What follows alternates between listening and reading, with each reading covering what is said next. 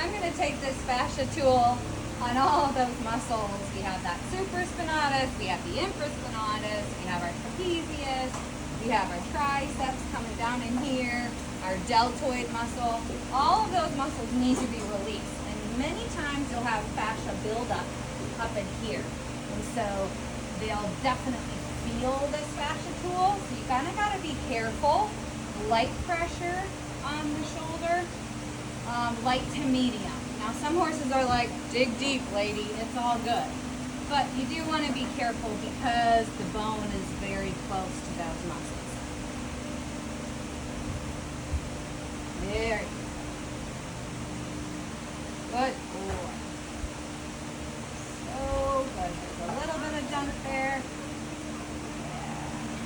Oh, so good. So good. Yeah. You're such a good boy.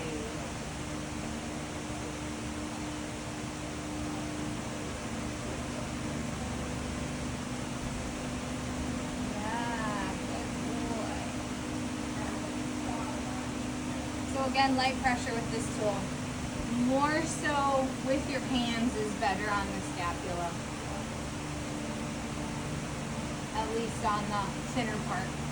Because these are flat muscles, you got to be careful with them.